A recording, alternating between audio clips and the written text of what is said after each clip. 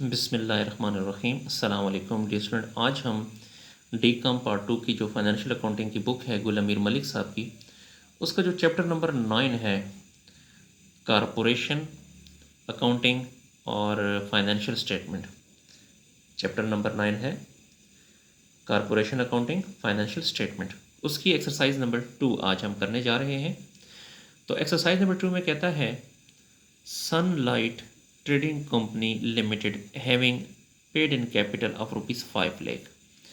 जो sunlight trading company है उसका जो पेड अप कैपिटल है, पेड अप या इशूड कैपिटल एक ही चीज़ है, वो है total 5 lakh divided into 5,000 shares of ₹100 each.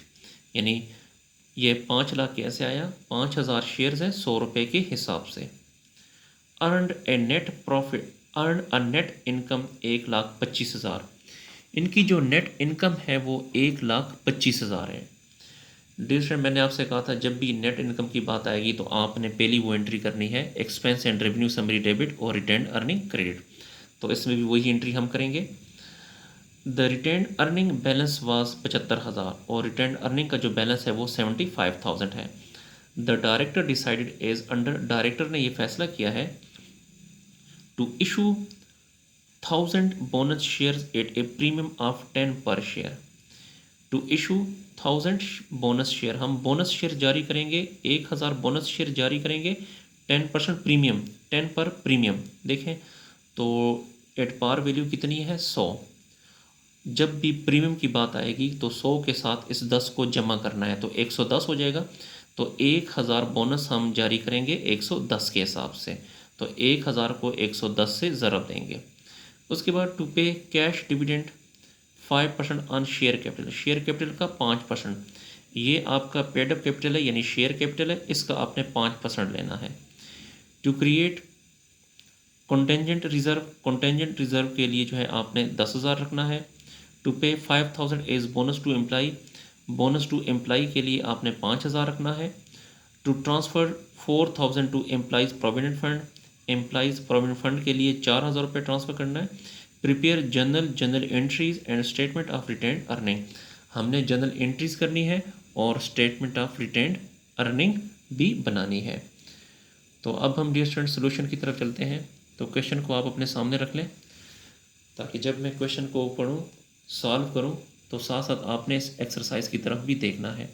Dear student, गुजारिश है कि एक्सरसाइज को बहुत ही तवज्जो से सुनें और देखें ताकि आपको अच्छे तरीके से समझ आए। तो सोल्यूशन की तरफ चलते हैं जी। तो एक्सरसाइज नंबर 2 और हमने जनरल एंट्रीज करनी है, इसके लिए आपने जर्नल बनाना है। तो जर्नल का ये फॉर्मेट है, तो यहाँ पे लिखेंगे डेट, डिस्क्रिप्शन, यहाँ पे लेजर फोलियो और यहाँ पर डेबिट और क्रेडिट लिखेंगे। अच्छा, तो नंबर ए में यहाँ पे अगर आप देखें तो आपको नेट इनकम बताई गई है। नेट इनकम जो है 1,25,000। मैंने आपसे कहा था जब भी नेट इनकम आपको बताई जाए तो आपने expense and revenue summary debit करना है और रिटेन अर्निंग को क्रेडिट करना है। तो यहाँ पे लिखें expense and revenue summary debit,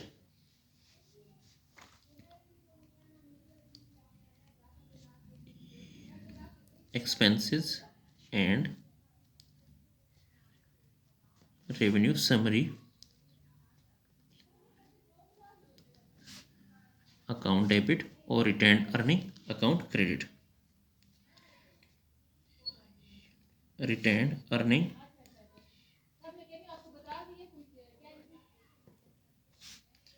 retain earning account credit जी। कितनी है? 1,25,000। तो यहाँ पे डेबिट करें 1,25,000 और क्रेडिट भी करें 1,25,000। इसकी नरेशन लिखें net income transfer to retain earning, क्योंकि हमने नेट इनकम को ट्रांसफ़र कर दिया रिटेन अर्निंग में। Net income transferred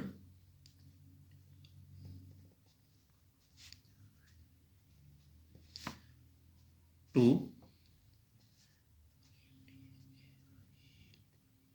retain earning. Net income transfer to retain earning, ठीक है जी। फिर आपको याद होगा मैंने आपसे कहा था जब भी रिटेन अर्निंग क्रेडिट हो तो इसको आपने ख़त्म करने के लिए डेबिट करना है। तो रिटेन अर्निंग को ख़त्म करने के लिए डेबिट करें, रिटेन अर्निंग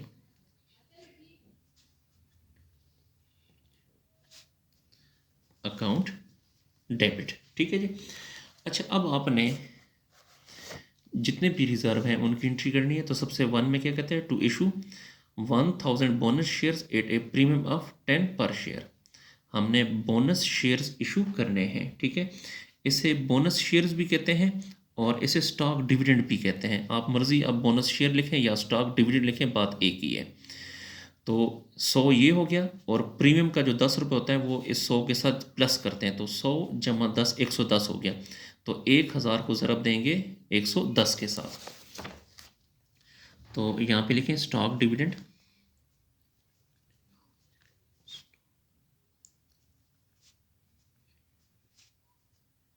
स्टॉक डिविडेंड। तो 1000 मल्टीप्लाई 110, तो ये आ जाएगा 1,10,000 जी। उसके बाद सेकंड में टू पे कैश डिविडेंड शेयर कैपिटल का 5%। ये आपका शेयर कैपिटल 5 लाख है तो इसका 5%। तो लिखें कैश डिविडेंड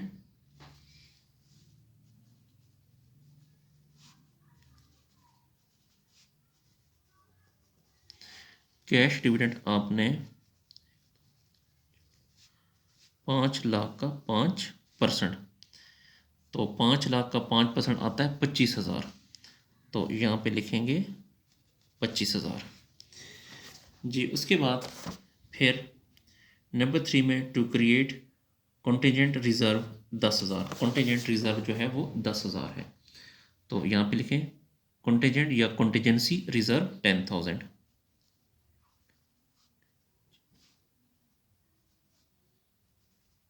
कॉन्टीजेंसीज रिज़र्व अकाउंट है वो 10,000।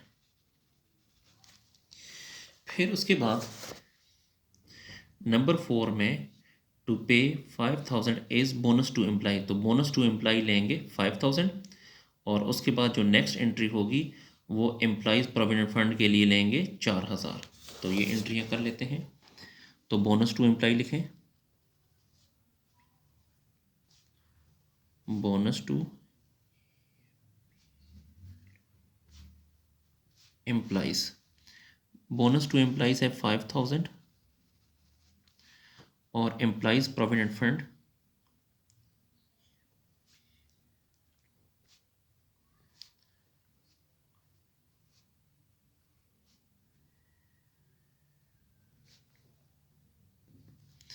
एम्प्लॉयज़ प्रोविडेंट फंड है 4,000। तो यहाँ पे लिखें 4,000, और इसकी नरेशन भी आप लिखें appropriation of income for various purpose.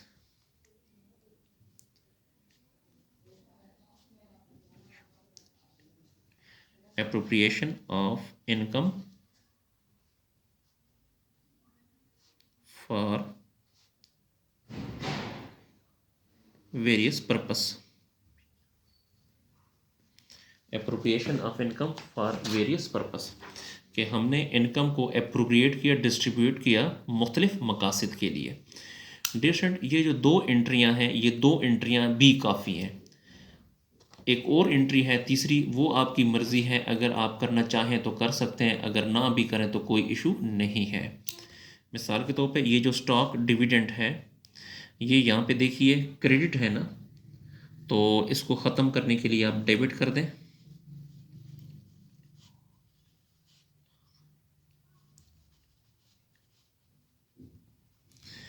ये क्रेडिट कितने से 1,10,000 है, तो उसको ख़त्म करने के लिए 1,10,000 को डेबिट कर दें। अच्छा सॉरी डियर स्टूडेंट, ये जो है इनको प्लस करके यहाँ लिखें। तो 1,10,000 जमा 25,000 जमा 10,000 जमा 5,000 और जमा 4,000। तो इन चारों को इन पाँचों को प्लस करें तो ये आता है 1,54,000। तो यहाँ पे डेबिट करें 1,54,000। अच्छा, तो मैंने कहा डियर स्टूडेंट कि ये तीसरी एंट्री ये आपकी मर्ज़ी है, अगर आप करना चाहें तो कर लें, ना भी करें तो कोई इशू नहीं है। तो स्टॉक डिविडेंड 1,10,000 से क्रेडिट तो ख़त्म करने के लिए हमने डेबिट कर दिया इसे। और शेयर कैपिटल, क्योंकि हमने ये शेयर्स की सूरत में देने हैं, तो शेयर कैपिटल 1,000 शेयर हमेशा एट पार वैल्यू 100 है। और यहाँ पे लिखें share premium 1,000 share, premium credit कितना 10, 1,000 को 10 से मल्टीप्लाई करेंगे तो ये आ जाएगा 10,000, इन दोनों को प्लस करें तो वही 1,10,000 आता है। तो इसकी नरेशन लिखें, बोनस शेयर इशू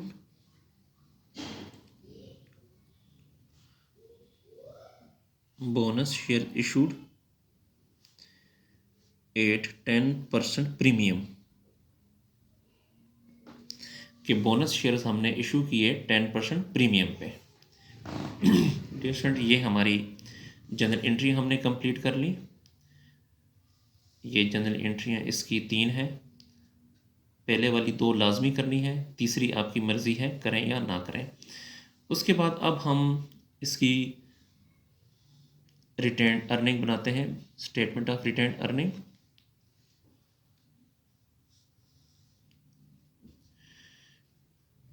जी, तो स्टेटमेंट रिटेन अर्निंग में ये उसका फॉर्मेट है। सबसे ऊपर आपने कंपनी का नाम लिखना है, सनलाइट ट्रेडिंग कंपनी। हम क्या बना रहे हैं, स्टेटमेंट ऑफ रिटेन अर्निंग बना रहे हैं, तो यहाँ पे ये लिखेंगे, और यहाँ पे एज ऑन अगर डेट है तो वो यहाँ पे लिख लें, यहाँ पे डिस्क्रिप्शन, यहाँ पे रुपीज़, और यहाँ पर भी रुपीज़। तो सबसे पहले हम यहाँ पे लिखते होते हैं बैलेंस ऑफ रिटेन अर्निंग, हम यहाँ पे लिखते हैं, तो यहाँ पे लिखें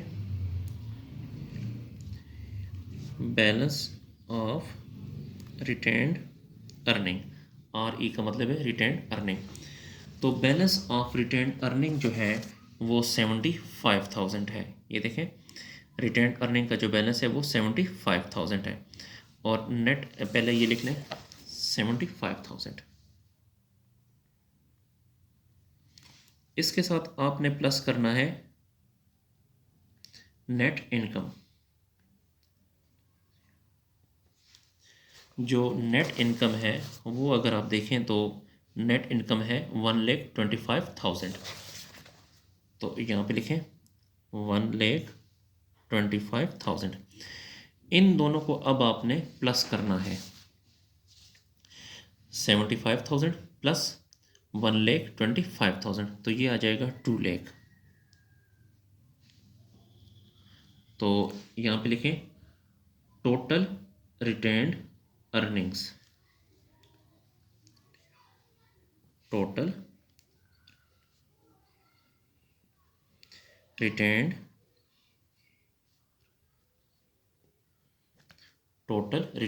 अर्निंग। उसके बाद यहाँ पे आपने लेस करनी है एप्रोप्रिएशन।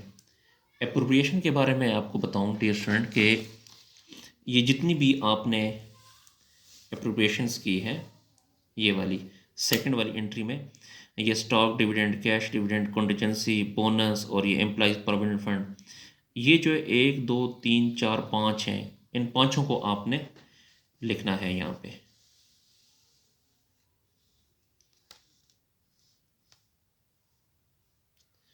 जी, यहाँ पे आपने पांचों को लिखना है। तो सबसे पहले हमारे पास है स्टॉक डिविडेंड, तो यहाँ पे लिखें स्टॉक डिविडेंड।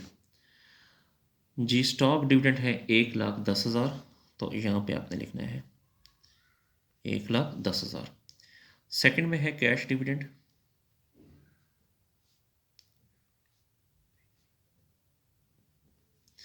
Cash dividend 25,000। फिर है contingency reserve,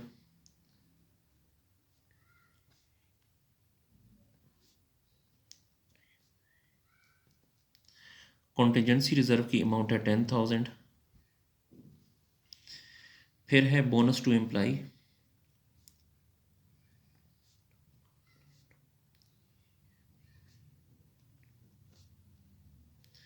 bonus to employ है 5,000।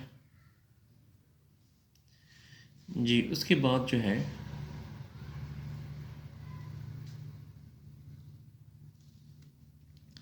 एम्प्लॉइज प्रोविडेंट फंड है,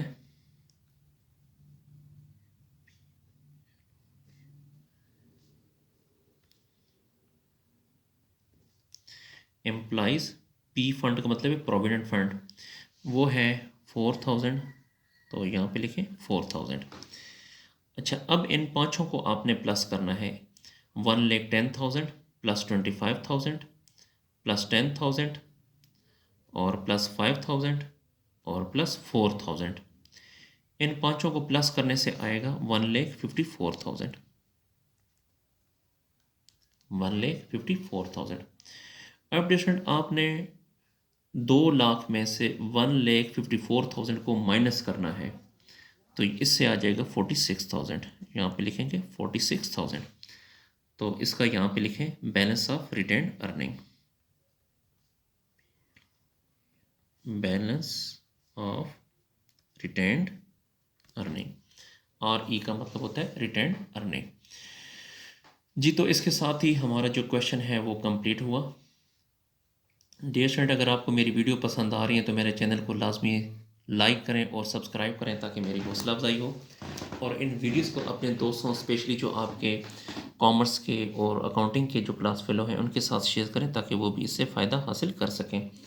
अगर आपको आई काम, डी काम, बी काम या बाकी क्लासेस की अकाउंटिंग का सलूशन चाहिए तो आप मेरे चैनल की प्लेलिस्ट में जाकर वहाँ से कंप्लीट सलूशन हासिल कर सकते हैं।